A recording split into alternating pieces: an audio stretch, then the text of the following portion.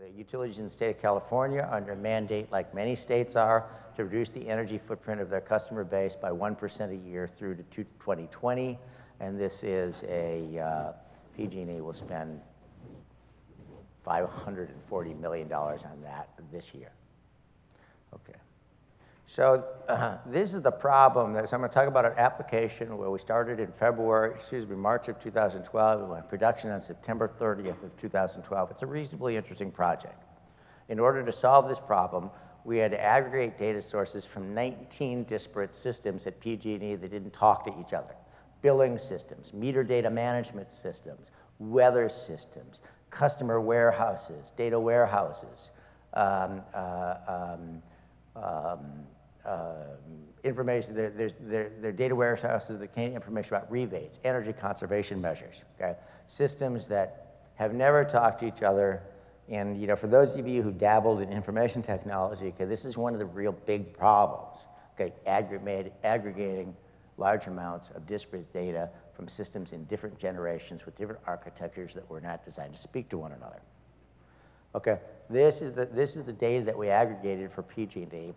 Okay, beginning in March of 2012 and went production on September 30th, 2012, okay? We aggregated information from about 500,000 customers from their Oracle billing system, okay? Everything they know about 1 million meters from their meter. This is just now for the commercial, industrial, and small and medium business and markets, okay, not residential.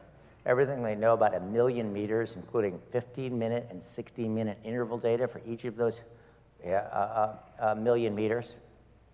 Okay, we have industry benchmarks for 500,000 buildings in Northern California.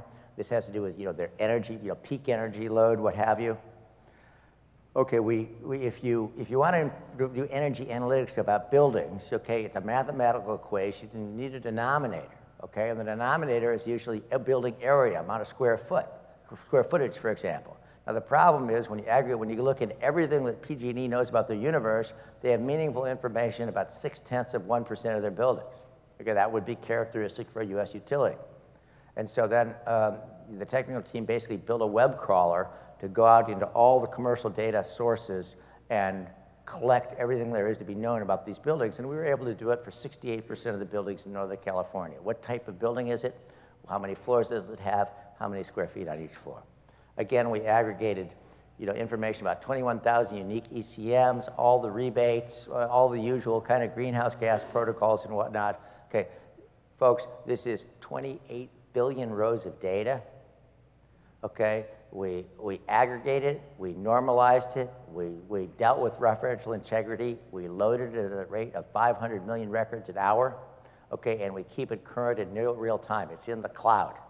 8 terabytes of data.